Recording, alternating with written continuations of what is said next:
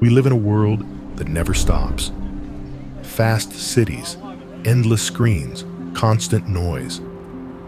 Japan today is no different. Its streets are crowded, its schedules relentless, its pace unforgiving. And yet, buried beneath the modern rush are practices that have survived for centuries. They are simple, everyday actions that bring calm, clarity, and meaning. Practices you can start right where you are. Find your Ikigai. In Okinawa, an island in Japan known for the remarkable longevity of its people, we find a concept that holds a quiet power.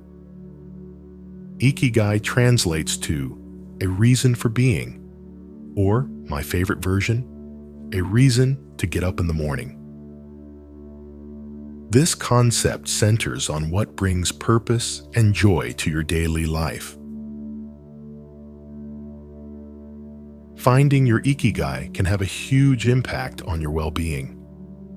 Studies suggest that people with a strong sense of purpose tend to live longer, have better health, and feel more satisfied with their lives. In fact, the inhabitants of Okinawa, who live by this philosophy, have one of the highest concentrations of centenarians in the world.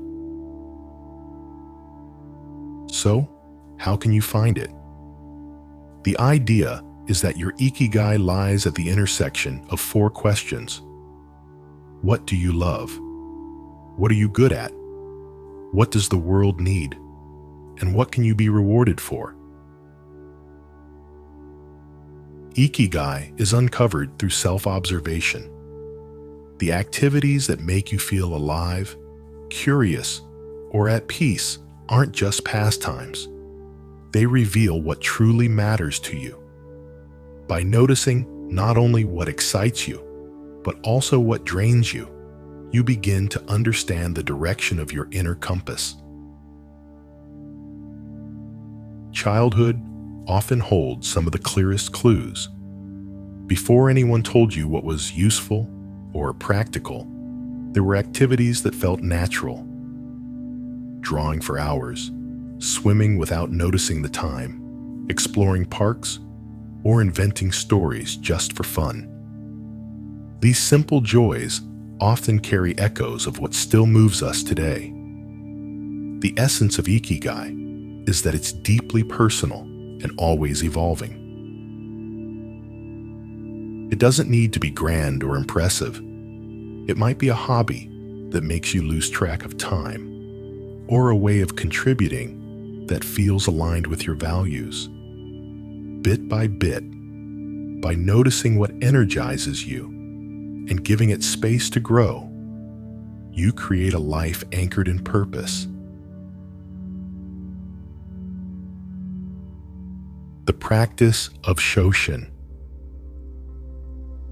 From this sense of purpose, we move into a concept from Zen Buddhism called Shoshin, which means beginner's mind. In the beginner's mind, there are many possibilities. In the expert's mind, there are few. As we gain experience, our minds can become more closed off. We think we already know the answers. We look for what confirms our beliefs, and we ignore what challenges them. This expert mentality can trap us. It prevents us from growing and robs us of the joy of discovery. Shoshin is the art of letting go of old certainties and approaching life with openness and curiosity, as if seeing it for the first time. It leads us to see every experience as a new opportunity to learn. Embracing this concept can transform your mental health, helping you build resilience and quiet the fear of judgment. Notice all the details your brain usually ignores. This transforms the mundane into something new. Empty your cup before learning something new. Remember that you don't know what you don't know. Ask questions. Be vulnerable and welcome new ideas. This simple shift from a know-it-all attitude to a learn-it-all one opens up a world of possibilities. Tea ritual, a ceremony of presence. Another way of cultivating presence comes through something as simple as tea. What was once a daily act becomes a ritual of mindfulness. The connection between Zen and tea is centuries old. Buddhist monks use tea to stay awake and maintain focus during long meditations. And the famous Japanese tea ceremony is a lesson in mindfulness. The goal is to turn the act of drinking tea into a ritual that calms the mind and anchors us in the present, creating a moment of silence that pulls us away from our worries. This practice is fantastic for training your attention, which can reduce stress and improve mental clarity. And here's the thing. You don't have to stick to tea. The important part is to take these concepts and make them work for your own life. For me, that often means making fresh fruit juices, experimenting with different flavor combinations. The key is the same. Approach it with intention, notice the process, and engage all your senses.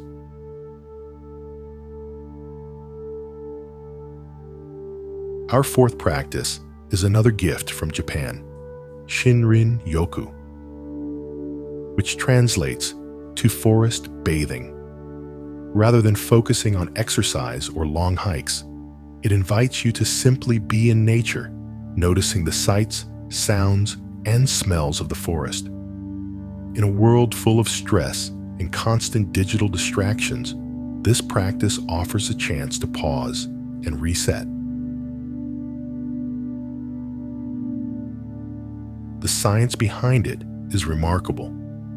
Spending time in a forest can lower cortisol, the body's main stress hormone, and studies show that just 20 minutes in a natural environment can improve memory and focus. Shinrin-yoku is so effective that doctors in Japan and other countries have begun recommending it as a form of therapy. Set aside regular time to be in a green space, whether it's a forest, a park, or a garden. Consistency is more important than duration. Leave your electronic devices behind, or at least put them on silent. The goal is to disconnect from the digital to connect with the natural. Let your curiosity guide you. What do you hear? What do you smell? Feel the ground beneath your feet and the air on your skin. Finally, observe your surroundings. The only goal is to just be there. This practice helps rebalance our nervous system, aligning us with the calm rhythm of nature.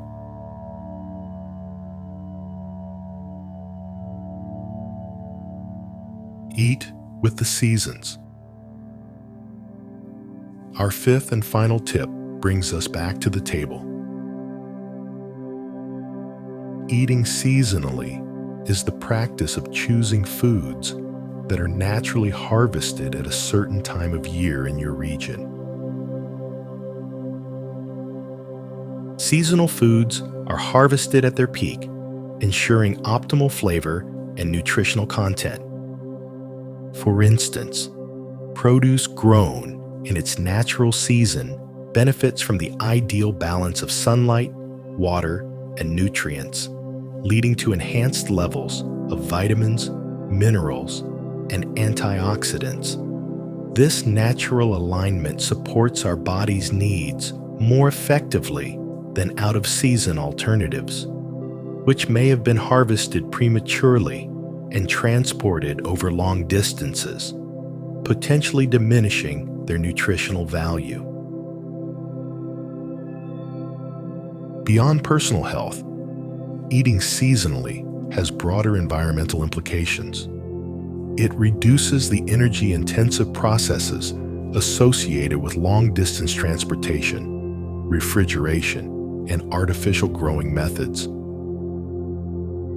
By choosing locally grown, seasonal produce, we decrease our carbon footprint and support sustainable agricultural practices that foster biodiversity and soil health.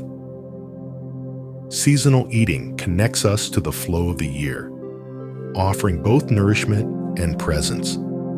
In noticing what each season brings, we learn to move with the world instead of rushing against it. These 5 practices are not meant to be a checklist. No one applies them all at once, and that's not the point. What matters is noticing which of them speaks to you right now and beginning there. Together, they remind us that peace comes from slowing down. That meaning emerges when we give our full attention to what's already here. Nature does not hurry, yet everything is accomplished. Begin gently, allowing these practices to unfold naturally. As you move through each day with awareness, small actions compound into a life where intention guides your decisions. Over time, even the simplest habits create a sense of harmony that extends beyond the day-to-day.